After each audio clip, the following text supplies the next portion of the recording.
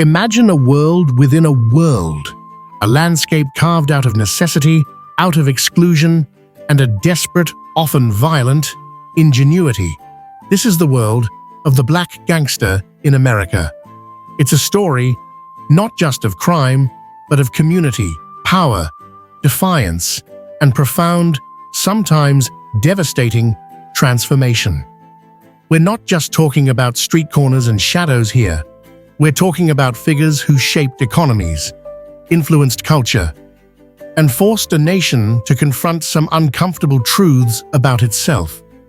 This is more than just a history lesson.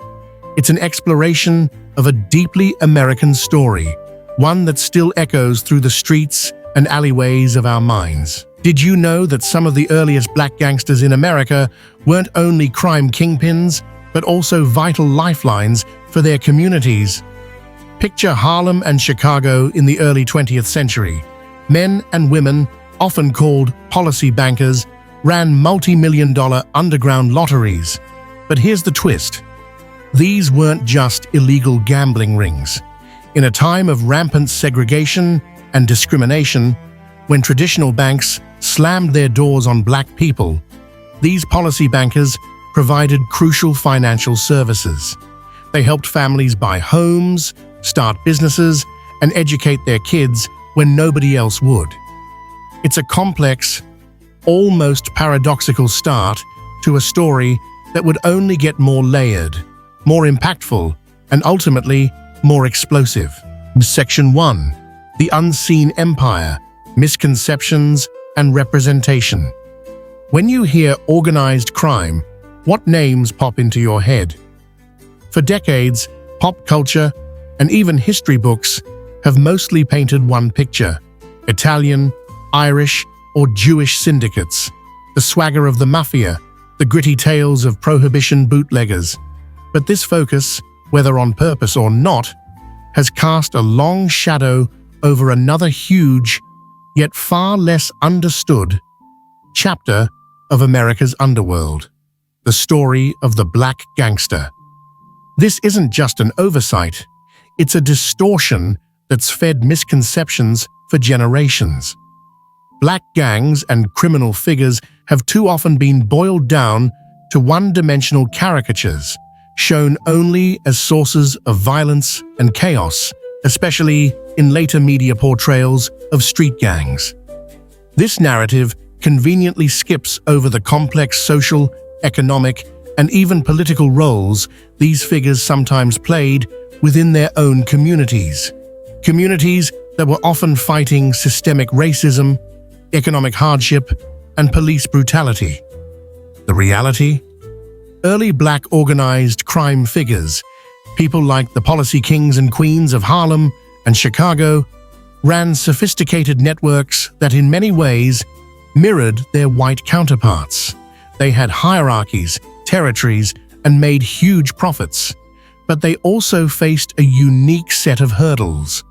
They operated in a society that actively tried to push them to the margins, not just economically, but politically too.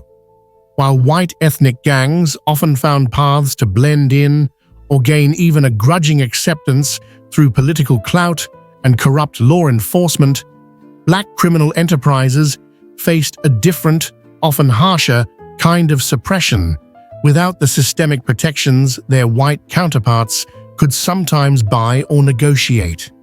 Think about it, these weren't just criminals.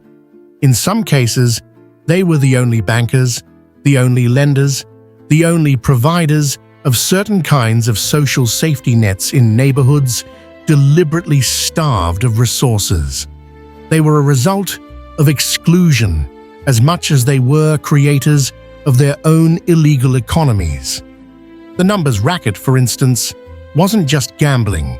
It was a massive employer in black communities, giving jobs from runners to collectors when legitimate work was hard to find. As the decades passed, especially from the mid-20th century on, things started to change. The rise of street gangs, particularly in cities struggling with deindustrialization, white flight, and worsening racial segregation, brought a new face to black organized crime. And with this change came a different kind of media image, one that often zoomed in on the violence, the drugs, and the turf wars, further sensationalizing the story and stripping it of its context. The narrative shifted from complex figures navigating impossible situations to a single, inherently destructive force. This lack of a nuanced picture hasn't just affected how the outside world sees these communities. It's also affected how these communities see themselves and their own history. The true story, as it always is far more complicated, far more human, and far more tied to the larger American story of race, power, and survival than the headlines and Hollywood scripts let on. Grasping this context is key before we can pinpoint the moments that truly changed everything. Section 2. Architects of Influence and Infamy, Notable Figures and Their Impact. To really get the scale of the shifts in Black gangster history, we first need to look at the titans who navigated its dangerous waters. These weren't just names on police reports, they were figures who, for better or worse, left lasting marks on their communities and the nation's consciousness. Their stories are a mix of boldness, brutality, community involvement, and tragic endings. Take Stephanie St. Clair, the Queenie of Policy in Harlem during the 1920s and 30s.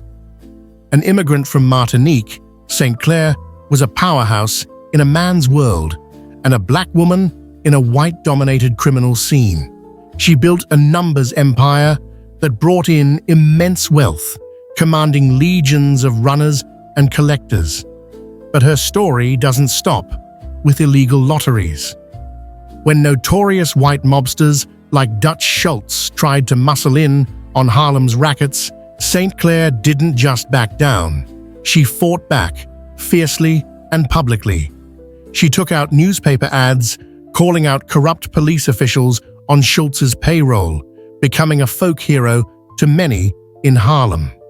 Beyond her criminal ventures, St. Clair was known to help black residents and businesses financially when they couldn't get loans from white-owned banks, and she advocated for civil rights. Her life showed incredible resilience and a refusal to be intimidated, embodying both an entrepreneurial spirit and a defiant stand against a hostile system. She was a complex figure, a crime boss, no doubt, but also a symbol of black economic power and resistance when both were actively denied. Bumpy Johnson, another Harlem legend, actually started his rise under St. Clair, working as her enforcer before carving out his own formidable empire. Then there's Ellsworth Bumpy Johnson, the godfather of Harlem, whose reign lasted from the 1930s until his death in 1968. Bumpy was a master strategist, ruthless when he had to be, but also deeply woven into the fabric of Harlem. He famously negotiated with the Italian Mafia, especially figures like Lucky Luciano, to let black bookmakers operate with some autonomy in Harlem, though they had to pay tribute. This was unheard of at the time and showed his influence. Bumpy wasn't just a criminal, he was a community figure, known for his generosity, for settling disputes, and for keeping a certain order in the neighborhood. He understood the power of image and the importance of community loyalty. His story, like St. Clair's, is about walking the treacherous line between the underworld and the everyday life of a black metropolis, fighting for its own identity and survival. He even mentored people like Frank Lucas, who would later make his own notorious mark. Moving into the post-World War II era and beyond, things started to shift. In Philadelphia, the Black Mafia, which emerged in the late 1960s, carved out a brutal and powerful space for themselves. They weren't just into numbers or extortion, they got heavily involved in the heroin trade and were known for their ruthless violence, often targeting other criminal groups rather than ordinary folks. They were also notorious for setting up front organizations, sometimes with names that sounded like community uplift projects, to defraud government programs and get funding, a twisted version of the community focus seen in earlier figures. Their reign was marked by a level of fear and intimidation that silenced many potential witnesses and made them incredibly tough for law enforcement to crack for years. Their impact was huge, cementing a new, more openly violent image of black organized crime in the public eye, even as some argue they provided illegal economic opportunities in neglected neighborhoods. In Chicago, the story of street gangs like the conservative Vice Lords and the Gangster Disciples is another complex chapter. Starting in the late 1950s and 60s, these groups initially formed because marginalized black youth needed protection and identity in the face of social chaos, poverty, and racial exclusion. Some, like parts of the Vice Lords, even dabbled in social activism and community improvement programs during the civil rights era, getting grants and trying to run legitimate businesses. They used their street smarts and organizational skills to try and tackle issues like unemployment and lack of opportunity. However, the temptation of criminal enterprise, especially drug trafficking, along with internal power struggles and pressure from law enforcement, eventually pulled many of these groups deeper into crime. Larry Hoover, co-founder of the Gangster Disciples, became an almost mythical figure, building a highly structured organization, even from behind bars, and wielding immense influence over street activities for decades. His attempts later, in his prison sentence, to rebrand the organization towards growth and development, highlight the ongoing, complicated story of these groups caught between crime and dreams of community influence or reform. And then there's the West Coast, especially Los Angeles, which saw the rise of the Bloods and Crips in the late 1960s and early 1970s.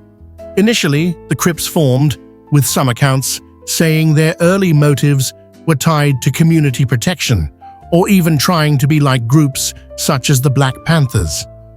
The Bloods popped up shortly after, mainly as a coalition of smaller gangs joining forces for protection against the rapidly growing and often aggressive Crips.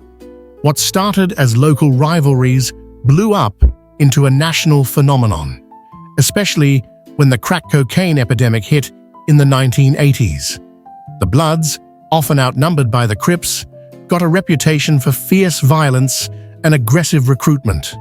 These gangs, with their colors, hand signs, and rivalries, became deeply embedded in popular culture, influencing music, fashion, and language around the world.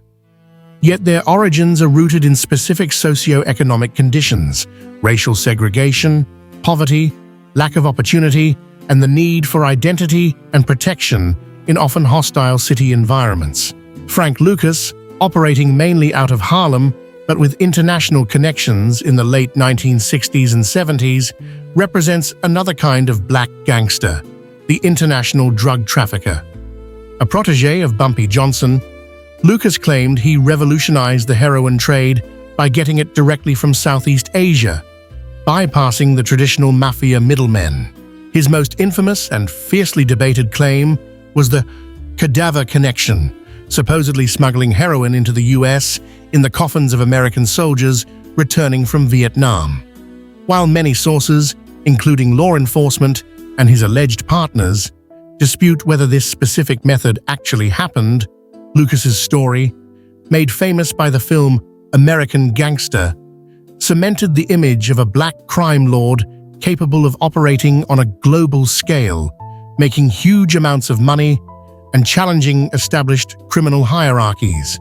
His focus on family loyalty, bringing relatives from North Carolina to run his operations, was another signature of his enterprise.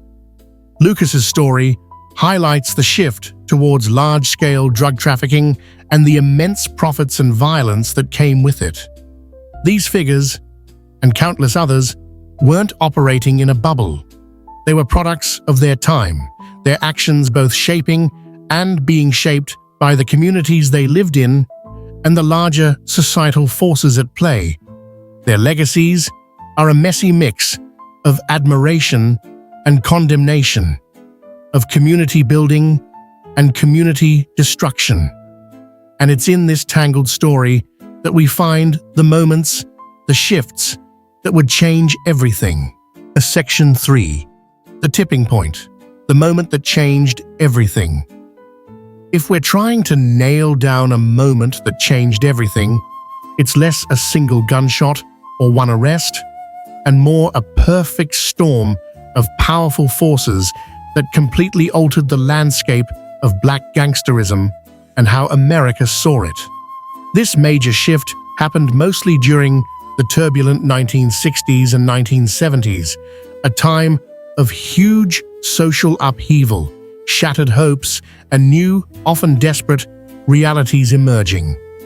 It was a period when the frustrations that had been simmering for generations finally boiled over, and the paths to power, both legal and illegal, were radically redrawn.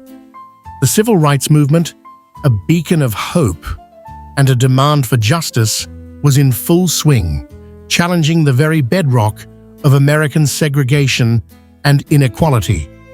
Leaders like Dr. Martin Luther King Jr. pushed for non-violent resistance and systemic change. Yet alongside this massive struggle for equality, a very different story was unfolding in the heart of many black urban centers. For many young black men, especially those trapped in poor, neglected ghettos, the promises of the civil rights movement felt far away, like an abstract idea compared to the daily grind of police brutality, unemployment, and systemic discrimination that didn't just disappear despite new laws. This disillusionment created fertile ground for street gangs to transform and multiply. While some earlier gangs or community groups had touches of social consciousness or even brief alliances with civil rights activists, the mood was changing. The Black Power movement, with its focus on self-determination and for some, a more confrontational approach to racial injustice, resonated with a part of the youth who felt that non-violence hadn't brought real change fast enough. Organizations like the Black Panther Party, while definitely not criminal gangs, did offer a model of armed self-defense and community organizing that some street organizations initially tried to copy, or at least drew inspiration from, when it came to demanding respect and control over their neighborhoods. However, this period also saw a critical split, as some activists pushed for political and social reforms. Many street organizations, like the Vice Lords and Gangster Disciples in Chicago, which had earlier, sometimes genuine, stabs at community programs and political involvement, found themselves increasingly sucked into the world of criminal enterprise. There were all sorts of reasons. The devastating economic collapse in many inner cities due to deindustrialization, the pulling out of resources, the deliberate weakening of black political and activist groups by government programs like COINTELPRO, and critically, the booming drug trade. The rise of heroin as a major illegal product, and later the explosion of crack cocaine in the 1980s, provided an unprecedented economic engine for these growing street gangs. This wasn't just about small-time hustles anymore. It was about multi-million-dollar operations that offered a twisted kind of economic opportunity in communities starved of legitimate ways to succeed. The Vietnam War unintentionally played a part, as some black soldiers encountered heroin markets in Southeast Asia, leading to new, direct supply lines that bypassed traditional mafia controls, a development exploited by figures like Frank Lucas, or at least attributed to him. This allowed black criminal organizations to reach a new level of independence and financial power in the drug trade. This mix of disillusionment, the drug economy, and the breaking apart of more politically focused black power movements created the perfect storm. Gangs like the Bloods and Crips in Los Angeles, initially formed for protection and identity, rapidly expanded. Their conflicts, fueled by drug profits and turf wars, became synonymous with urban violence. The transformation of these groups from neighborhood crews or organizations with some social pretense into sophisticated, often ruthless, criminal enterprises marked a defining shift. This wasn't just an internal change within the underworld, it dramatically reshaped how the nation saw things. Media coverage, often sensationalist, focused intensely on the violence and drug wars plaguing black communities, cementing a new, terrifying image of the black super predator in the public mind. This narrative often ignored the socio-economic despair, the systemic racism, and the historical context that created these conditions. The community-building aspects, however flawed or contradictory, of earlier figures like Stephanie St. Clair or even Bumpy Johnson were overshadowed by the sheer scale and brutality of the drug-fueled gang wars. So, the moment that changed everything was this complex shift. The move from often localized, sometimes community-connected rackets to national and international drug empires. The transformation of street gangs from defensive or socially minded groups to powerful criminal organizations, and the profound, often negative, reshaping of public and media perception of black communities and crime. It was a time when the illegal pursuit of power and wealth became, for some, the most visible, if destructive form of agency in the face of overwhelming societal barriers. The legacy of this era is still felt today in devastated communities, overloaded prison systems, and the persistent stereotypes that continue to plague Black America. The rules of the game had changed, and the stakes were higher and more deadly than ever before. Conclusion: the echo of the streets. The journey through black gangster history is really a journey through the American soul itself. It reflects our deepest contradictions, unfulfilled promises, and the incredible resilience of communities pushed to the absolute edge. From the policy kings and queens of Harlem who built shadow economies while also giving crucial community support, to the complex legacies of figures like Bumpy Johnson and Stephanie St. Clair who navigated a dangerous world of crime and community, to the rise of powerful street organizations like the Black Mafia, Vice Lords, Gangster Disciples, Bloods, and Crips, the narrative is anything but simple. That pivotal shift in the 1960s and 70s, born from a fiery mix of civil rights struggles, economic ruin, and the explosion of the drug trade, didn't just change the nature of black organized crime, it profoundly altered how black communities were seen, policed, and portrayed. It created legacies that are, in some corners, celebrated as tales of defiance and survival, and in others, condemned for the undeniable destruction they brought to those same communities. The stories of these figures, these moments, aren't just historical footnotes. They're woven into the fabric of modern urban America. They challenge us to look beyond simplistic ideas of good versus evil, and to understand the complex dance of race, poverty, power, and policy that shaped these destinies. The echoes of their actions, their triumphs, and their tragedies still resonate in music, in culture, and in the ongoing fight for justice and opportunity. Understanding this history means getting a real grip on a vital, often uncomfortable, part of what made America what it is today. The gangster moment didn't just change their world, it left a permanent mark on ours. The impact of these figures and moments is undeniable, but people see it through so many different lenses.